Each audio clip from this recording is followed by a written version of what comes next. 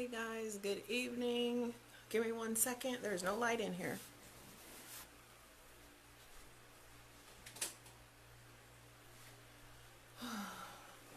Alright, let's try. Oh, it's not much better. There we go. It's a little bit. Oh, there we go. Yay! Okay. Alright, so welcome in, guys. It's time for Truth Talks and a little quick conversation about blessing blindness and what that looks like, who is blessing blind, and how do you get that way? How do you move out of that bad habit? So as you guys come in, feel free to share the video out, invite some other people to join us in the conversation, and feel free to share your thoughts at any point along the way. My name is Marcy Batiste. I'm your Ultimate Power Coach, America's #1 reality-based success and recovery trainer, and I'm happy that you are here. I'm happy that you are engaging with the Ultimate Power team. It's truly an honor. So Truth Talks is about real conversations for real people dealing with real life stuff. So some of the subject matters they're going to be kind of all over the board, but it's all about things that we deal with in day-to-day everyday life. We're trying to run businesses, we're trying to manage families, we're trying to manage finances, we're employees and community leaders and parents and all these different things, and we wear all of these different hats, and every single hat that we wear comes with a whole different set of challenges, obstacles, and blessings, but sometimes we miss it. We overlook the blessings. What's up, T? We overlook the blessings and we focus on the problems, we focus on the obstacles, because the blessings don't look like what we think they should. You are so silly, Terry. Oh my goodness. So the blessings just don't look like what we think they should. And so we have these preconceived notions in our mind of what our gift, our blessing, should look like. And then when the very thing that we've wished for and hoped for and prayed for and fasted for comes along, we're like, I don't want that. That's not what I wanted. That's not what I asked for, because it's not precise. So I'll give you an example. People who have blessing blindness are the kind of people who you could give them a Tiffany watch, but they would turn down the Tiffany watch because it was in a plain white box in a Walmart sack. Valuable piece of jewelry, but because the package doesn't look like what we think it should look like, we overlook it. And I know for a fact that we do that oftentimes in relationships. I know we do that oftentimes in business opportunities. We'll go out to the market and say we want to be a whatever. We want to be a speaker, we want to be a coach, we want to be a trainer, we want to be a fitness guru, we want to start our own business, we want to, I don't know, hell, maybe you want to be a librarian, I don't know. But we say we want to be these things, and then opportunities present themselves that are in alignment with getting us to the goals that we say that we want to achieve, and then we turn them down because it doesn't look like what we think it should look like. And that's one of the surest, quickest, most expeditious ways to unhappiness and dissatisfaction that I can think of. And always, True Talks is always no judgment, no shade, because I'll be the first one to admit I know I've been blind to some blessings along the way. I know that I also accepted some things as blessings that were not blessings. They were not even intended for me. And then it always shows itself to be the case when that's the situation. So you have to take everything in stride. You have to be open. So understanding that oftentimes we overlook blessings and we're blind to opportunities. So how do you move past that? How do you break that habit? Because ultimately it's not about where we've been, it's about where we're trying to get to, and recognizing how can we get there? How can we get there faster? How can we cut through some of the obstacles? And so one of the things that I personally had to work on and still have to practice on is just making sure that you're clear about the results you want and that you're not so laser focused on how exactly you're going to get there. So, yes, you need a roadmap. Yes, you need guidance, but understand that there may be opportunities that you are not aware of. There may be situations and circumstances that are going to come up along the way that don't look like what you thought they were going to look like. And you can't just turn a blind eye, pun intended, and assume that it's not going to get you where you want. You have to be you want to be focused on the result. So understanding, okay, what does this opportunity look like, and what result is the opportunity possibly offering me? And if the result is the result that you've been looking for, then go for it, even though the opportunity or the person doesn't look like what you say you want.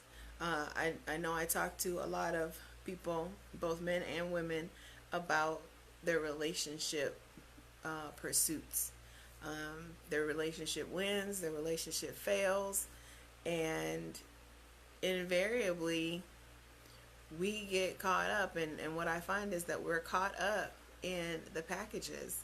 And so when the package doesn't look exactly like what we think it should look like, we tend to shy away, we tend to stray away. But really, if we could get beyond the surface stuff, then we would find that the results that we say we wanted are right there before us. We just have to be willing to take that leap. We have to be willing to try out that new thing, try out that new route, try out that new person. Go on the date with the person that maybe is shorter than what you think they should be. Or maybe go on the date with the woman who's skinnier than you think she should be, or she's bigger than you think she should be. Don't get hung up on the package, because there could be a blessing that is waiting to be untapped that you're missing out on, because you have in your mind, and I know, like, I talk to women all the time, they're like, he's got to be 6 foot, he's at least 6 feet tall, he's got to make X amount of money, he has to drive this kind of car, he has to live in this kind of house, he has to talk a certain way, he has to be involved in this certain organizations, he has to, to the point where they've got this massive list about what this individual, like, they have to fit into such a particular box with no room for flexibility. And so you're trying to find that one needle in a haystack when just maybe your criteria is off just a little bit. Just maybe he could be 5'11 and a half. Just maybe he could work at a different company than what you thought, or make just a little bit less money than you would like. But together, when you combine it and we focus on the result, the combined effort, the combined result is exactly what we want. And we do like I said, we do that same thing in business. We say we want these business opportunities, and then we're presented with a way to get there, and then we're either frightened by it, or we're turned off by it, or sometimes it's just a hell of a lot more work than we thought we were signing up for. We'll sign up thinking it's going to be easy. And I know that was my experience with MLMs. I thought, oh my gosh, like, this just seems so easy. It's like a ready-made business. You just go in and you start running your own business. And I did it for a nutrition company. I did it for Isogenics. And, I watched so many people make so much money in Isogenics. And they made it look so easy, and they made it sound so easy. And I bought in, and I was just like, oh yeah. But I wanted the result, but I didn't want to do the work that it took to get to those levels. Those people were eating, sleeping, living, and breathing that business, and I didn't want to do that.